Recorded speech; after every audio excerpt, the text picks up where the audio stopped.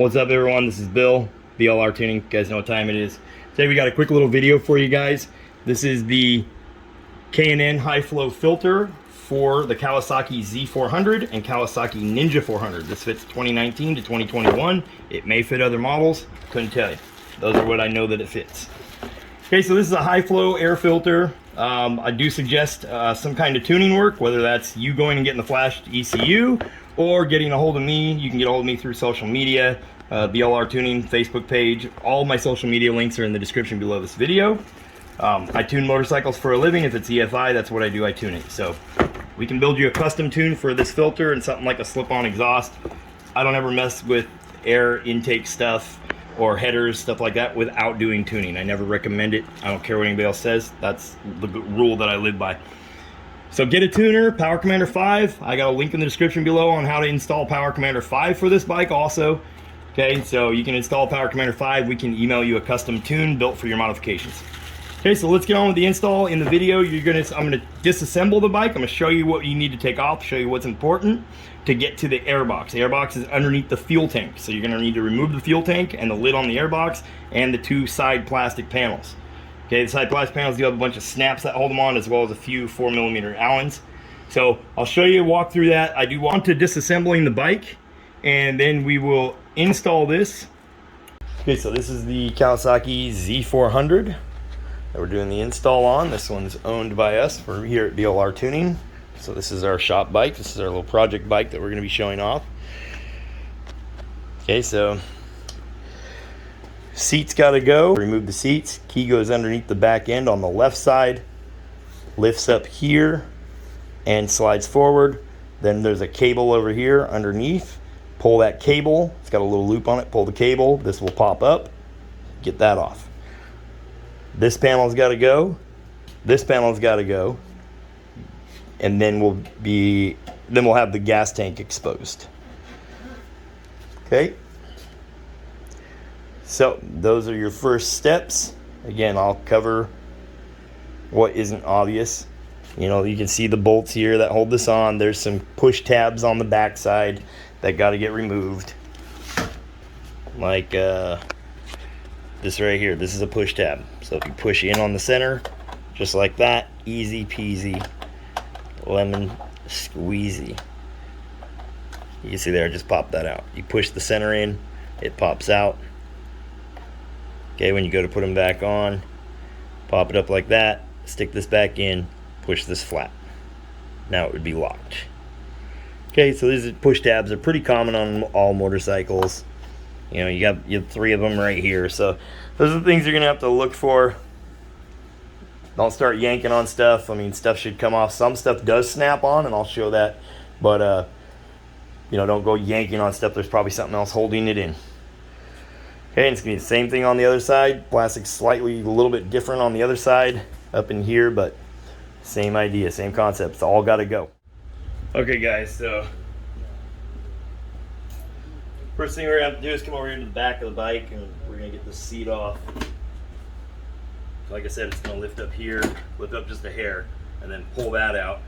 So we're gonna get that off, and then set it aside where it's not gonna get damaged. And then inside you'll see a cable. It's up over here to the right hand side. You'll see a cable. Pull that. This will lift up nice and easy. It shouldn't be a struggle. Okay, we're gonna set that aside where it's not gonna get damaged. So I will walk around. I'll show you kind of what I'm gonna be doing, and then I'm gonna cut out like me removing the bolts and stuff. Like, I'm not gonna do that all on camera just to keep this video short, because it's already gonna be a long video. But I'll make sure if I run into anything that is an issue, I'll make sure I show it in video, okay? So if you don't see me removing bolts, just understand I'm gonna show you which ones need removed to get that piece off, okay? So after we are right there, first thing that we're gonna need to do, we're gonna tackle the side piece and this upper portion.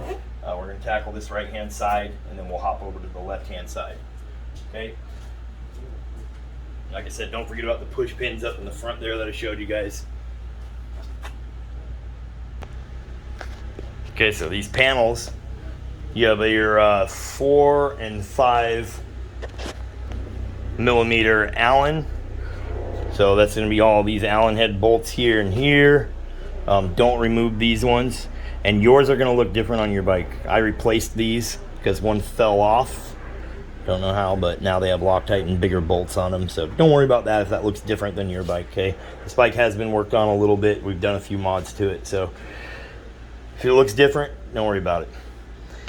Okay, the stuff that we're taking off is going to be these bolts that are holding this plastic on. You're going to have some up here. You got one here. And then you do have these little push tabs here, here, and here. There's 3. Okay, you can see them in here. There's 3 of them. I use like a little hole punch or a little puncher and just a little, tool, but you can hear them click. See, those are both released now. You get your fingernail behind there, and you can see I just pulled that one out with my fingernail. Easy. If you don't have a fingernail, get a little flathead screwdriver, you can pop it right out. So you can see like these, that part, not hard to do at all. Like there you go, those 3 are removed. Don't forget about them, don't break them. If you do break them, cheapcycleparts.com, you can buy these things for most vehicles. Or you can just look on Amazon, Kawasaki push tabs, you'll find them. Okay, nothing else really too complicated about removing it. Like I said, if I come across something that seems like it might be a challenge, I'll let you guys know, but all the bolts that you can see for that plastic got to come out. Okay, so when you're removing them, make sure you got a tub. So you can see we got a little tub here. Make sure you got something to set all your nuts and bolts in. Okay, so we have this panel off. Okay, so we had that top bolt there. We had 1 bolt there underneath the seat, 1 bolt down here at the bottom, and then we got those 3 push tabs on the back, and everything else is snapped on. So you can see it has lots of these tabs. It's got 1 there. You see where this rubber O-ring is right here. Matches up with that little snap tab right there. Okay, then you have 1 there, 1 there, 1 there, 1 there, 1 there, 1 there. Okay, so you're just going to pull slowly, work your way from the back of the seat area towards the front, start pulling, and then it's going to come off of there. Okay, so that's how that comes off. Okay, we'll repeat the same process on the other side. If I find anything different about it than this side, I'll let you know. Okay, so now we got this side off, and now we have both sides off. Okay, we're going to remove this 8mm bolt that's attaching this bracket to the gas tank. This 8mm bolt has got to go also, and then these 2 10mm bolts. The gas tank lifts up and it's pivoted and pushed down in there on tabs up in the front underneath that they just slide into. Okay, so once those 2 come out, you can lift up the backside. You are going to need to disconnect the breather hoses. Okay, and they are marked already, like you can see here, blue dot, right? They are marked. If they're not marked, I highly recommend marking them. Get yourself like a paint pen or a piece of masking tape, mark where everything goes.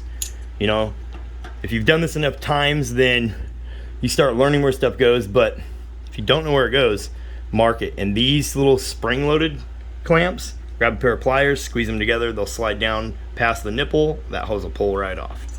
Okay, so we're going to need to remove these 2, and then on the other side here, this is on, I'm now on the right side of the bike if you're sitting on it.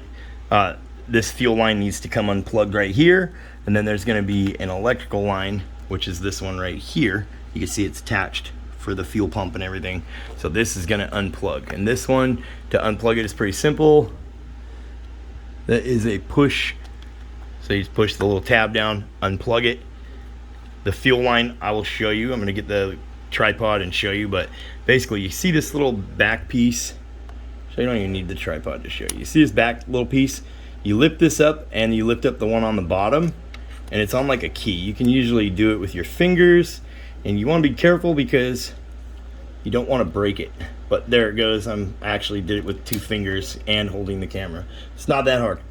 Okay, it slides back, and that's it. And now you can see I can just pulled it right there. I would stick a rag here. It is going to drip a little fuel, but it's not going to spray fuel everywhere. And you want to make sure the vehicle's off this whole time, okay? So we're just going to pop that off, and that will loosen up our fuel tank, and then we can get to this plug easier because this fuel line ain't going to be here. We can scoot it aside. Okay, so to get this tab out, Okay, I'll show you a couple little things here. This tab, it has a piece in here that you need to lift with your finger and pull, and it's a very tight space. So what I've done is just set a little piece of this, have this all loose so this can lift up. I set a piece of foam under it right here. So it's like a 1 inch or 2 inch foam. I mean, you can lift it up quite a bit. And then I was able to get my hand in there to unplug it, okay? And these, this terminal is just attached to a piece of plastic. Like, it'll slide off that plastic backwards. Okay, so I'm on the right side of the bike now. If you're sitting on it, that plug has to come out of there. On these, all I did was move them over and set them below this. That way I can lift up the tank. When we put it back on, we'll set them right on it and then just carefully move them back in place. Okay, same on the other side. So you can see our tab is now below it. The gas tank's kicked off to the side here because I lifted it up. Okay, so I'm going to remove the gas tank, show you guys how to do that. We have a towel sitting over here, so we can set it on that. Pardon my loud neighbors. Okay, so we're going to come, we have it on the kickstand. Turn this so it's pretty straight, and we have clear access to walk right to where we're setting the gas tank. Okay, we have everything disconnected from underneath, so always double check. Nothing holding it up. We're going to lift up and we're going to just walk it. We're going to have to walk it back.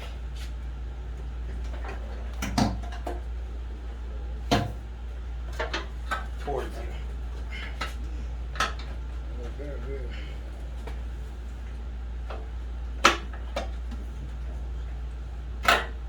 It's coming. But like I said, it is on a hinge. It needs to be up at an angle in order for it to come off. There it goes. I'll show you what that looks like. You saw how high the angle was? Here, you're going to set it down. Make sure you don't pinch anything when you set it down. Don't break off that fuel line or cut it. Okay, so we're going to lean it on its forward axis here, so it's not crushing the fuel lines and it's not leaking gas everywhere. It won't leak. Okay, so there's these two holes here that those posts go into. So putting it back on, it's going to be just as complicated to see me get it off, right? We got to line these things up. I'll show you what they look like. You see 1 and 2 right here.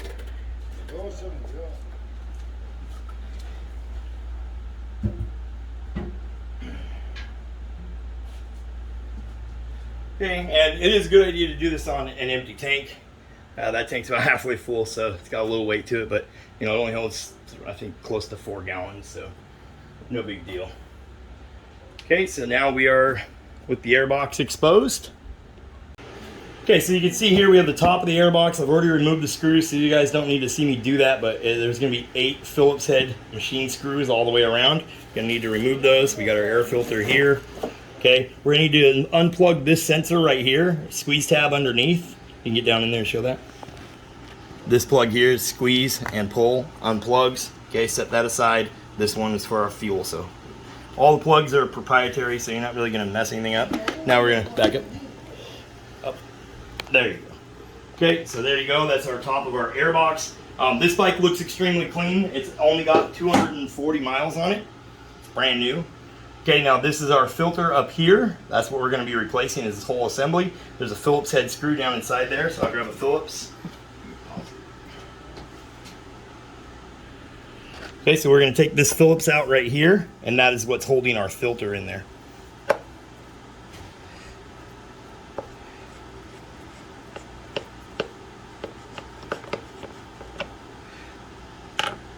Set this aside. Okay, should lift up and out. There it goes. And we need that screw back, so we're going to reuse it. So we're going to put my finger on the back side here. You can see it's kind of pinched in there so it can't just fall out. So I'm just kind of lifting up. We got the screw. You see, this is still a good filter. I'm going to set it aside. Anything should happen or we want to put it back on there, we will, but that's still a good filter. There's only 240 miles on it, so not garbage yet or nothing like that. We'll set that aside. Okay, we're now going to open our K&N filter. I waited till we got here to the motor because this does have, it's pre-oiled. So you're gonna re-oil this. I'll be re-oiling this one about every 2,500 miles or so. Like, I don't know, most vehicles, just depends on the size of the filter, really. I mean, you want to at least pull it apart and check it maybe after 1,000 miles and see how it looks. And if it doesn't look like it needs cleaned, then don't clean it. But now we're going to be putting our new filter in, and we have our screw. And in the bag, in the box, you're going to get this little black washer. Okay, a little metal washer. Okay, so you have your screw, and you have this little black washer that comes with it. Okay, so what you need to do is put your screw through here, back, and then cup side up. You can just thread this guy on there loosely. What this does is if this should ever rattle loose, that thing will catch this screw and not let it get sucked into the motor. It's very important, vital piece right there, okay? Okay, so you want to thread that screw through that just a little bit. Okay, you see how there? And now you can see how it goes. Again, very important piece. Don't leave this out. That screw comes loose and bounces up on you and goes into the motor. Oh, your valves are going to have a real bad day. Now, we're going to set it on there, and it's going to get threaded down tight. So just snug, good enough. Don't over tighten it. Okay, you're going to feel it move around up here. It's one screw holding it in, but it has a lip that seals it all the way around. So once that's snug, that's it. It doesn't go down any tighter than that. Okay, so there is the air filter installed. Now we're going to put the air box on, put the screws in, plug our sensor back in, and get the bike all back together. Now remember, if you're doing air box modifications, get a hold of me. Let's get your bike tuned. Okay, it's the evening now. Got everything installed. Bike back together. Looking really clean, really sharp.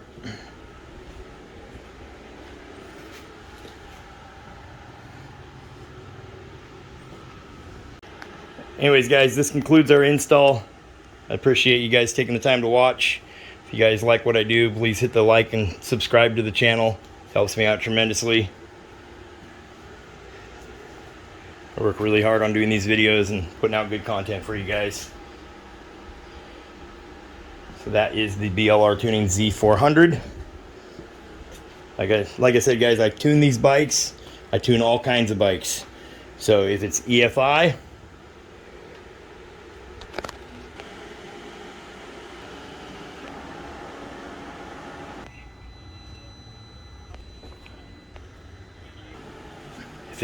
I tune it.